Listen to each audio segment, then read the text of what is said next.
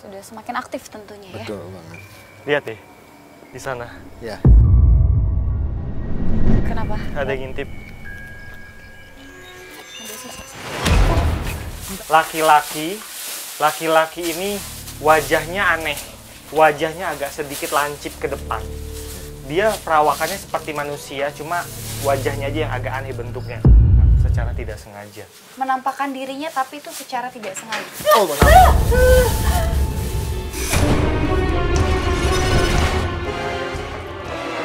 Sosok perempuan yang sepertinya dicekuk. Sosok hitam itu semakin dekat.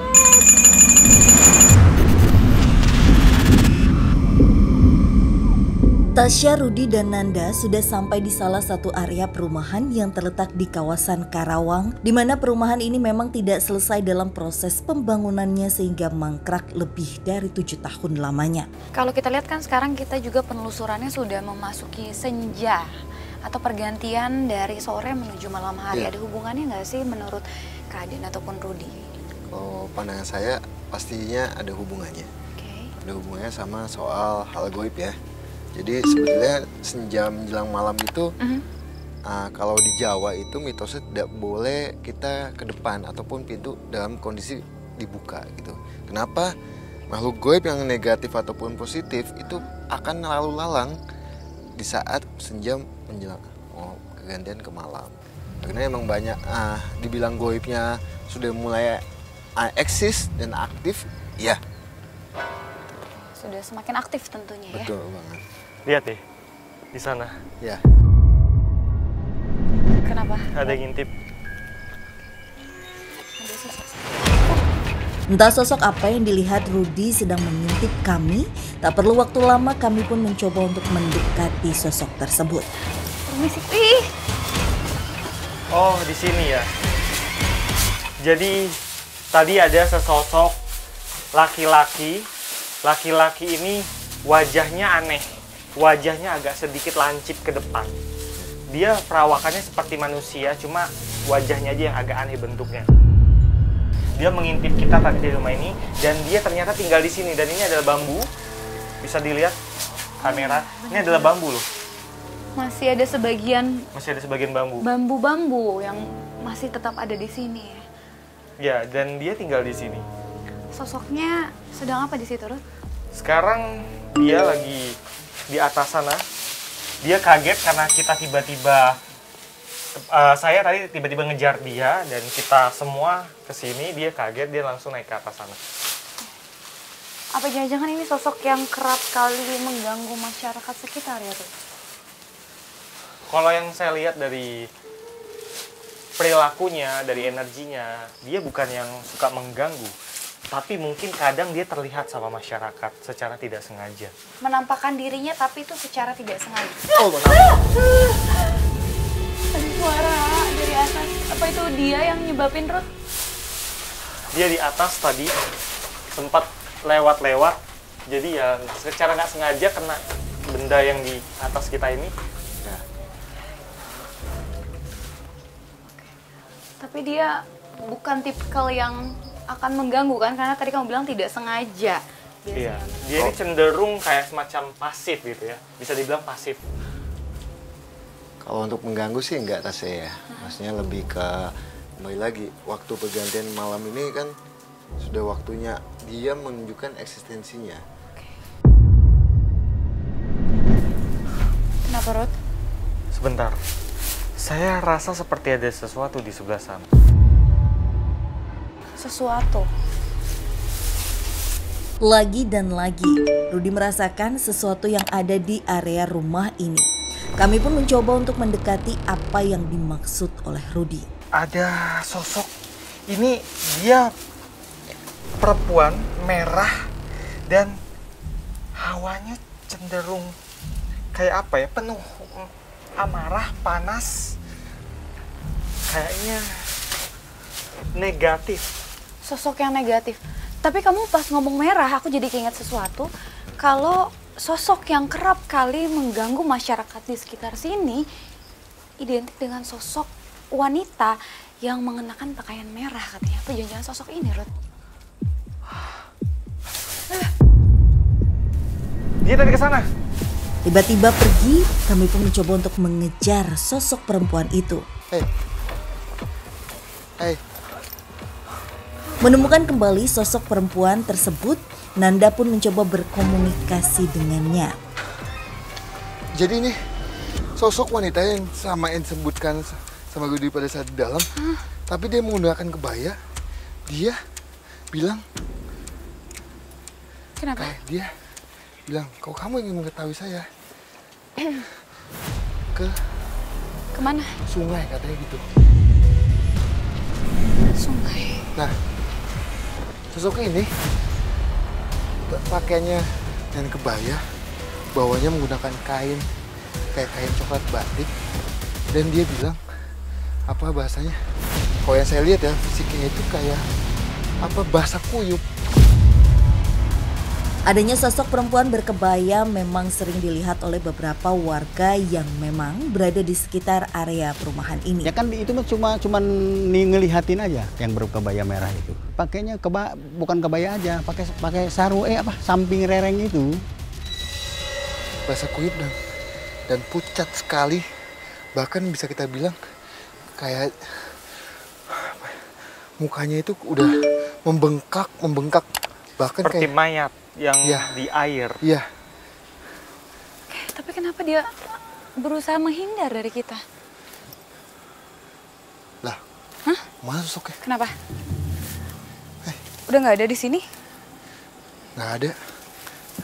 Tiba-tiba saja sosok perempuan berkebaya merah ini pergi meninggalkan kami di sela komunikasinya dengan Den Ananda. Kami pun mencoba untuk mencari kemana sosok perempuan tersebut. Masih coba untuk cari Kak Den? Iya. Tapi bentar deh. Karena tadi sebelumnya Kak Den bilang pada saat komunikasi dengan sosok kebaya merah itu, dia ada bilang sungai dan juga keadaannya basah kuyup. Atau mungkin dia justru ada di sungai sekitar sini. Apa iya ya? Apa iya ya gitu? Sungai. Di sungai. Apa kita coba untuk sananya langsung ya? Iya. Boleh kita cari ya. Sungai, cuman aku masih belum tahu juga di sebelah mana nih sungainya. Kami pun mencoba untuk mencari di mana sungai yang memang dekat dengan area ini. Natasha, Budi, kayaknya di kali itu ya, kali atau sungai itu ya, yang tadi sempat sosok yang kita temui, sosok dengan menggunakan kebaya, wanita dengan kebaya. Mendengar adanya aliran air yang cukup deras, kami pun akhirnya telah sampai di sungai yang memang dekat dengan area perumahan yang terbengkalai.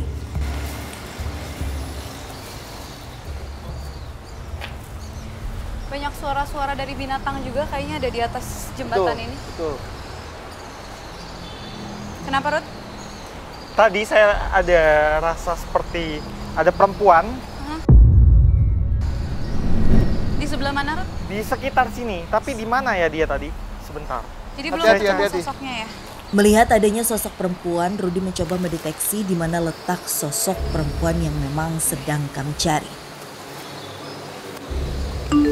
Den, Ya, coba lihat di sana.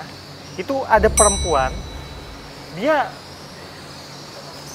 kok apa ya, aneh gitu. Ini kayak Jin Korin dari sosok oh iya. Aneh Ya, kenapa? manusia, dari seorang manusia. Jadi dia ini adalah manusia yang dulunya meninggal. Dia bunuh diri. Bunuh diri? Di sini gitu maksudnya? Salam. Tadi lu dibilang aneh, kenapa aneh dengan sosok perempuan yang ada di sini? Nah, saya juga masih belum tahu nih, maksudnya aneh dalam soal hal pada saat kehidupannya. Kalau yang saya lihat sih wujudnya emang kalau dibilang aneh sih biasa aja. Seperti manusia normal? Manusia tapi dengan menggunakan kebaya ya. Ya, oke. Mungkin dari zaman dulu ya? Iya.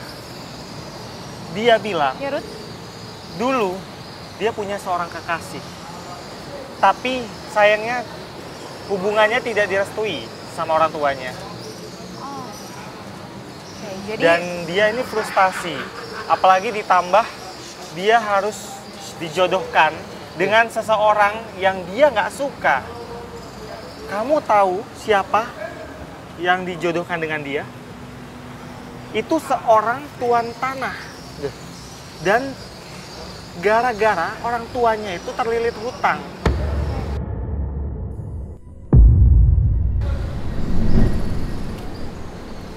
Tapi dia nggak mau gitu sama tuan tanahnya atau? Dia nggak mau. Dia betul-betul melawan dan orang tuanya benar-benar membenci dia, memaksa dia. Sampai akhirnya dia bunuh diri di sini. Memang pernah ada seorang perempuan yang bunuh diri di area sungai dekat perumahan tersebut karena adanya perjodohan. Kalau bunuh dirinya mah dikali, tapi orang sini mau dijodohin bunuh diri. Jadi bisa dikatakan bahwa sosok ini sebetulnya memiliki kehidupan yang baik.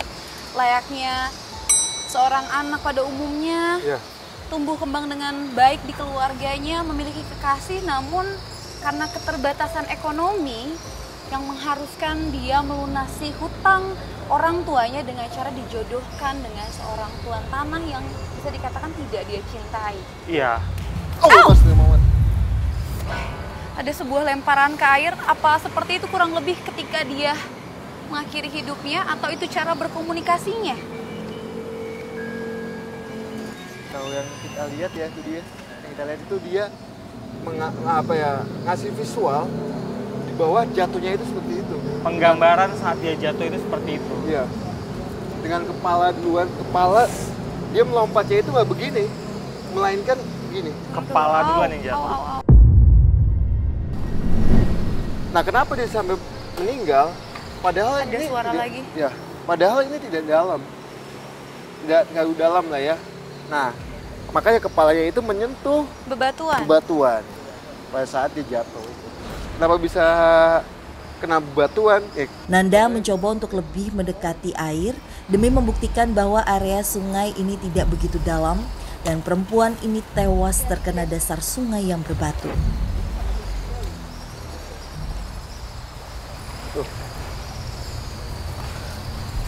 Oke. Oh iya benar. Jadi ini kalau misalnya kita sama-sama lihat, Kaden bahkan bisa menyentuh dasar airnya. Itu saya bilang akhirnya cetek itu ya Gudi ya? Iya. Jadi langsung dalam kecepatan yang ini jaraknya juga cukup tinggi. Tinggi banget. Kemudian langsung jatuh dan terbentur dengan posisi. Di situ ada suara lagi, Kak. Iya, hati. Dan kenalah kepalanya itu dan dia tewas di sini ya Gudi ya? Iya, betul. Tapi ya kembali lagi kisahnya itu sangat menyedihkan ya pandangan kita ya sebagai laki-laki ya. Jadi emang laki-laki yang pada saat hubungan sama nih wanita ini di belakang kita banget. Persis di belakang kita. Wanita ini mempunyai pasangan tapi bukan yang kaya, ekonominya bagus, melainkan laki yang biasa aja. Oke. Ekonominya biasa. Bahkan bisa kita bilang ekonomi yang ke bawah.